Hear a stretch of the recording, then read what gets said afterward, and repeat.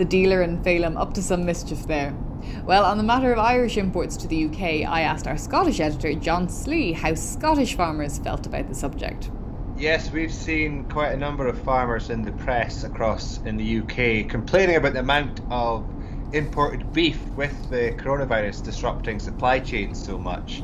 There's been a change in the sort of labels being used on the shelves, and quite a number of our farmers have turned up at Tesco's and other stores and seen a lot of Polish beef and a lot of Irish beef there, and some have even been calling for a minimum percentage of the beef to be from the UK or even Scotland, using our PGI.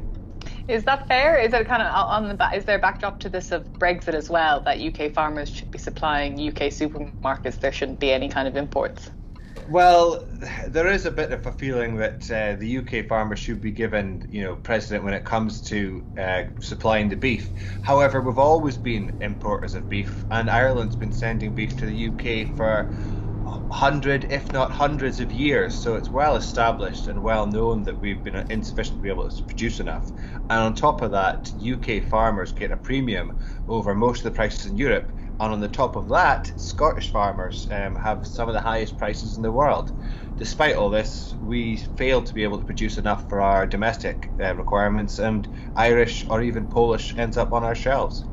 Yeah, I guess Ireland has been, in a way, been the UK's Lebensraum for quite a while. You'd mentioned there the coronavirus, and of course we're being impacted on it here in our marts and in some of our prices. I mean, how is it affecting Scottish farmers, just in terms of their marts, say? So in Scotland, we've seen our marts kind of change the way they practice, but they haven't actually stopped. We've got limited numbers of people, sometimes around 50 people at most per mart.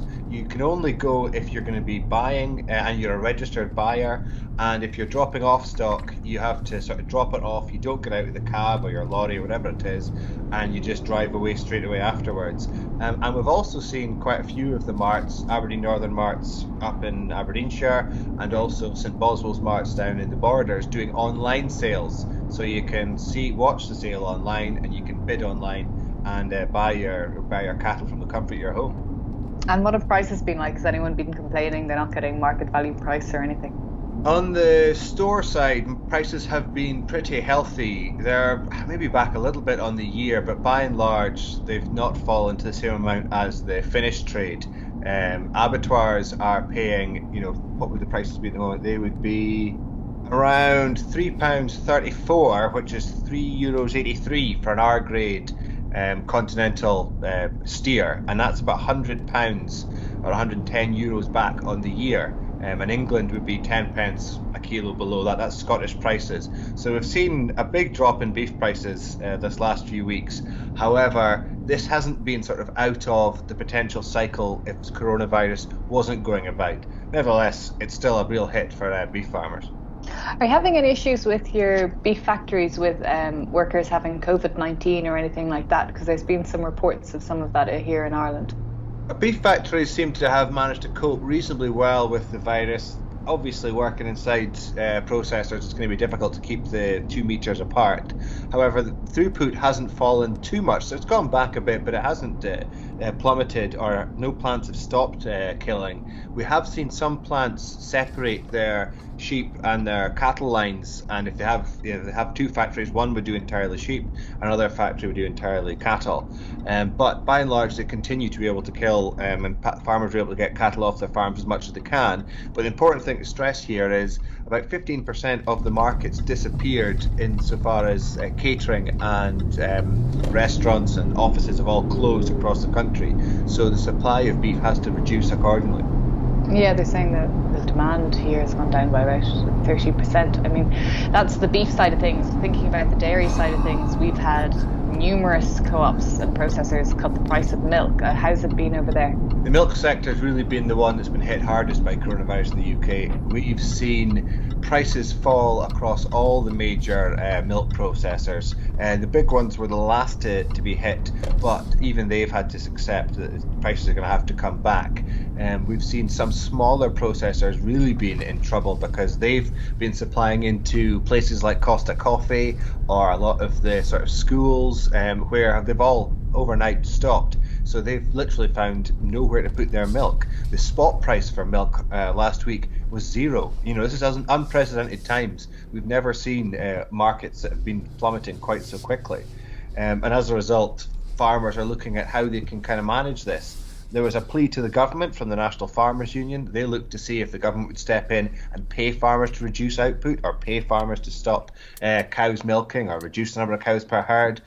That was told by Eustace in a leaked letter that was published in the Farmers Journal last week that was a no. They're not going to be getting a government handout or any big government spending, but there will be some relaxing of competition laws.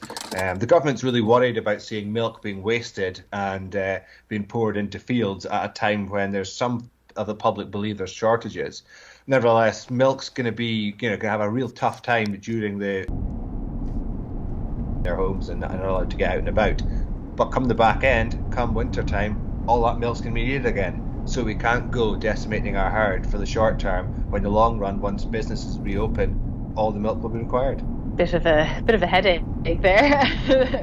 but I suppose last but not least, we have lamb trade and Ramadan has arrived. Is there any silver lining there or any good news for the sheep farmers of Scotland? Yeah, well, the great news is that the weather this spring's been pretty good, and lambings have by and large been reasonable. If all else fails, the weather, okay. Yeah, well, the weather's pretty good, and we had the sheep trade's not been affected as much as the other areas. The first weekend of the lockdown, it took a big hammering, and a lot of buyers were terrified of buying sheep, and the price did plummet. But it has since then recovered. We're looking at about £100 a head for a finished sheep, for a finished lamb. But we're at our absolute lowest production now. Between now and June, we produced the smallest amount of lamb per year, coinciding with Ramadan. So we've got limited supply and a reasonably big demand, keeping prices up. However, going in over summer, with such an importance of the restaurant trade for lamb, who knows where we're going to be and how we're going to be able to export so much of our lamb which ends up in the continent. And that's a real worry, with drivers fearing that if they go to drive to France to deliver lorries to Paris or Ringus Market or whatever, will they be able to get back? Will there be some sort of lockdown damaging the trade? A very uncertain time. Great. Well, maybe more questions than answers there, but that was very interesting all the same. Thanks, John.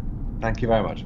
John Slee there. Stay tuned because we'll be back straight after this. Any of you listening will know that there is no love truer than the love a farmer has for his tractor. Our beef editor Adam Woods spoke to Paddy from Cavan this week, two Cavan men. Paddy is a lime spreading contractor and he spoke about his two very special Massey Fergusons. Paddy, you're in West Cavan today. You have a MF 168 walking behind us here. Tell me a bit about that tractor. How it's not too often you see one of them walking today. How old is it? It's 79, that tractor. And going like a dream. So you hear it there. Why you don't see too many of them walking today? Why stick with that? Or how come maybe? Well, sure, it's as handy as that is. You see it yourself walking there, Yeah. And in terms of four-wheel drive and the modern today spring seats and air conditioning and radios and the whole lot. You'll want to be tough because the stick these years. And you said yesterday you travelled the country on this 168. You went as far as Tullamore, and Tullamore is 2 hours from here in a car and never mind. Yeah, I done Tullamore and I done all that country up road, and I done Rosemount, I done all that country years ago. Ballymahan. That's the tractor you're loading with. You're spreading them with an 82 290. Yeah. But there's something special about that. It's a ground-driven spreader, so that leaves you. It's as if it's four-wheel drive. Oh, it's better than the four-wheel drive. Aye, because the shaft is driving the wheels in the back. Yeah. You see, it walks off the ground PTO with a Massey. You know what I mean? So she's driving you on. Oh, she's coming with you all the time. In terms of lime, you mentioned maybe the 70s, 80s. There was a huge amount of lime going on. It wouldn't be near as busy now. Oh, not near as busy. No. Why is that? I wonder why people went away from lime. I don't know why it wouldn't be, but then there's such a quick way of doing it now. There's probably a lot of lime going out in a hurry compared to what it was, there's a lot of big machines at it now should they be putting out. But the amount of lime wouldn't be going out. No, I wouldn't think so. In terms of parts for the likes of that 168, is it hard to get parts for that now? No, not before this virus come in. It wasn't hard anyway. Easy on diesel. Yeah. Easy on parts. Yeah. No bother. There's nothing to go with that, only a clutch or something, Yeah. Yeah. You know, they're simple enough, you know. What tonnage are you putting out here today? How many ton? How many ton generally goes on? About 3 ton today can I put out for this man here. Is that generally the run of the mill? What lads about puts 2 on? or 3. Yeah. Generally around here, you know. Ground conditions never as dry in this country. No, it's great. You can load her up to the hill. You see that as well? Yes. There's a time you wouldn't do that. Yes. Right, Paddy. Thanks very much. Right. As I mentioned